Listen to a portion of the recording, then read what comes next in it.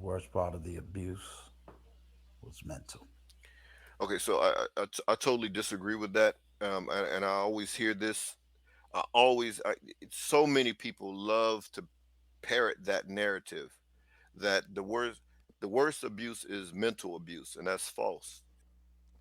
What's going on, Rebel family? Back with another video. Today's video is emotional abuse worse than physical abuse. But before we get to the video, go ahead and like, share, and subscribe to the channel. So, just wanted to jump on here and make this video based on a live stream that I did not too long ago talking about domestic abuse. Are men really victims? And in that video, I reviewed the video of another YouTuber, and that video, which is what I kind of played there at the beginning, the intro. And I'm gonna play his full comments in context. And in that video, he stated that he was abused for 10 years. I'll put the link in the description for the full live stream. You can take a look at that full live stream. But one of the things that he stated that he was abused for 10 years. And then he stated that the worst abuse was the physical abuse. The worst form of abuse that he suffered was the mental abuse. And, I actually disagree with that sentiment. So let's jump right into the video in full that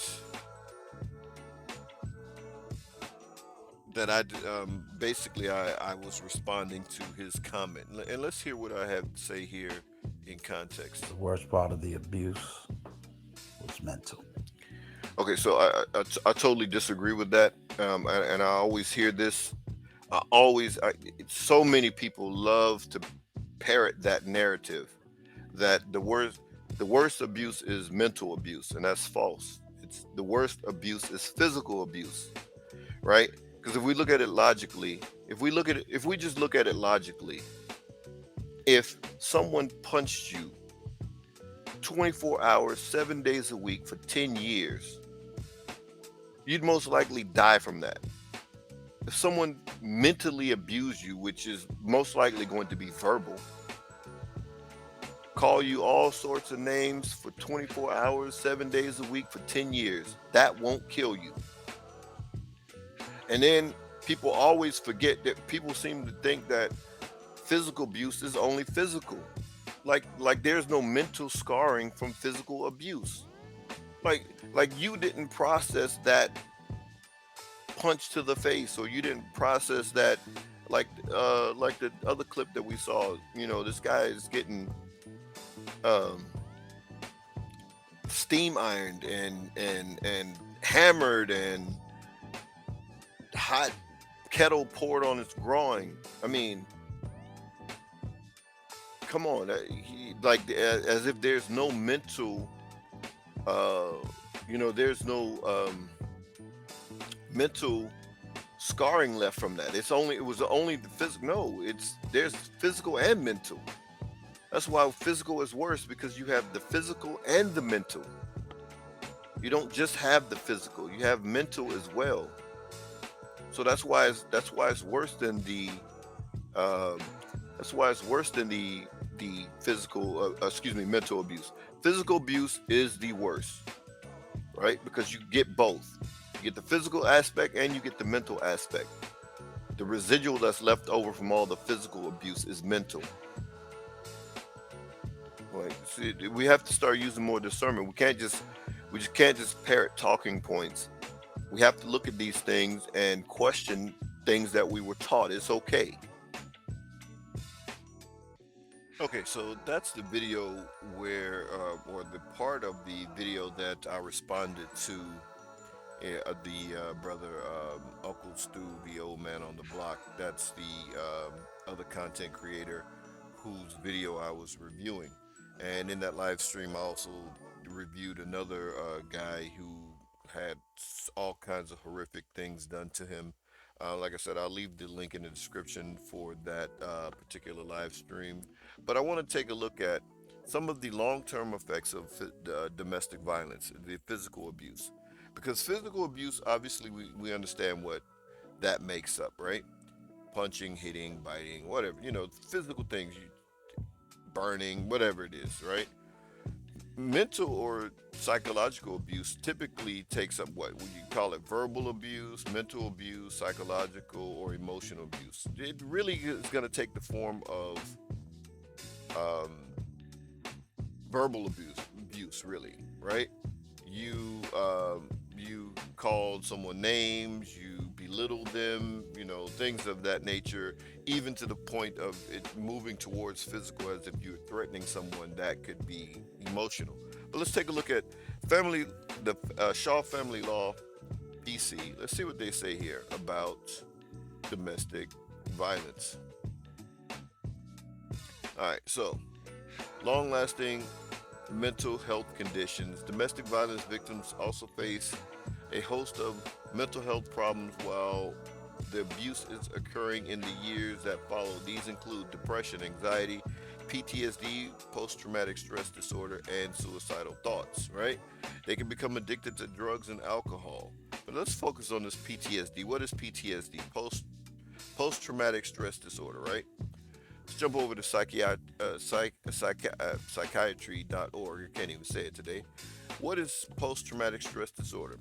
It is a psychiatric disorder that may occur in people who have experienced or witnessed a traumatic event such as a natural disaster, a serious accident, a terrorist act, war, combat, or rape, or I shouldn't have said that word, but or who have been threatened with death, sexual violence, or serious injury, right? So they have witnessed or experienced, even to the point PTSD. There were PTSD victims who only saw the 9/11, um, witnessed the buildings collapse, the planes flying into the towers. They witnessed it on TV, and they developed post-traumatic stress disorder. So, what would you think if someone is being punched over and over, kicked over and over, those types of things over and over with the physical abuse? Yes, they will develop PTSD, right? Okay, so here's healthaffairs.org. Violence is in the form of, in its many forms, can affect the health of people who are the targets, those who are the perpetrators, and the communities in which both live. Consequences include increased incidences of depression, anxiety, post-traumatic stress disorder, and suicide, increased risk of cardiovascular disease, premature mortality. The health consequences of violence vary between the age and sex of the victim. Okay? So, here's another one. PTSD. This is from the physical abuse because you receive both from the physical abuse, right? Mount Royal University Relationship Violence Prevention and Research Center. Physical the physical effects of physical abuse, right? Arthritis, hypertension, heart disease, sexually transmitted diseases in the case of the R word, right? Chronic pain syndromes, which leads to migraines. People who develop migraines after being receiving um, punches or blows to the head repeatedly, right? And they develop migraines. Um, it could be even worse, right? We know the case in boxers. And here again, same thing. Psychological effects of physical abuse, suicidal behavior, self mutilation, panic disorder, PTSD, right? Healthyplace.com. Same thing. Physical effects of physical abuse, and then uh, psychological effects from physical abuse. Okay, same suicidal behavior, panic disorder, self harm, PTSD. Right? They can, and then there's some different things in children. Right? So I brought up the boxing scene. I like the sport of boxing. I fancy the sport of boxing. Had a witnessed the boxing match between Terrence Bud Crawford and Showtime Sean Porter this past weekend. Excellent fight. Congratulations to Bud Crawford. Actually, congratulations to both because Sean Porter announced his retirement. But I brought this up Those guys are trained professionals.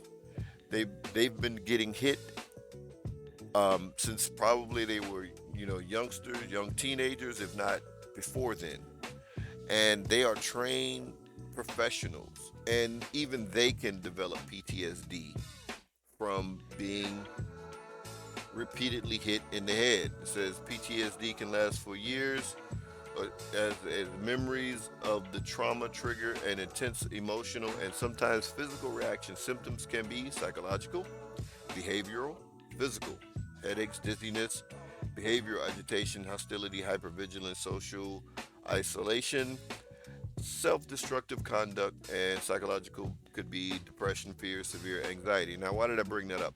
Because there's sometimes it happen in boxing where a undefeated boxer, he may uh, suffer a severe, devastating knockout, and though the wounds may heal, and he a year later he may not, sometimes they're not the same fighter because that knockout was so devastating that they have PTSD from it. And I can't remember, I saw an interview, there was a boxer who stated that he could be walking and he will remember the time that he got knocked out, and it'll trigger an emotional response in him. And this is a trained professional. So just think of the person who is being hit repeatedly over and over and over that's not a trained professional. It's going to affect them. So we have to stop talking, parroting the narrative that emotional abuse or psychological, verbal, or emotional abuse is worse than the physical. When with the physical, you get both. You get long-term physical effects and long-term mental effects or emotional or psychological effects. And this was done actually to bring on par the two types of abuse, the physical and the emotional. So that if we can say, hey, the emotional abuse is worse, then even the man who doesn't, quote unquote, beat on his wife is the bad guy, and he's causing damage. He causes just as much damage with his words than he does with his fists. So that way, these feminist groups can solicit more money from the government or donations or what have you. So I think that's one of the reasons why that narrative is being pushed, that emotional abuse is worse, because all guys may not, all men, and this is where they paint it, that men are the more aggressive, right? This is what the society pushes, even though we know at this point that uh, physical abuse, domestic abuse goes both ways. Nearly 50% women are 50% likely to commit domestic violence as men, right? They commit 50% of the domestic violence cases, though it's portrayed as men doing all the 90% of it or 95% of it, right? So, uh, but so now there's a way to say, okay, men are, they're bad either way. Whether you didn't have to lay your hands on her to do serious damage or serious to affect her seriously. So that's why they started parroting that whole narrative that emotional abuse is worse, but physical abuse is worse because you get both. You have both effects, the physical and the psychological, mental, emotional abuse. So for anyone out there that needs to, get help, obviously, there's help available. And if you know anyone in that situation, please try to help them out. But we have to start being honest that physical abuse is worse. And those are my final thoughts. Peace, Rebel family.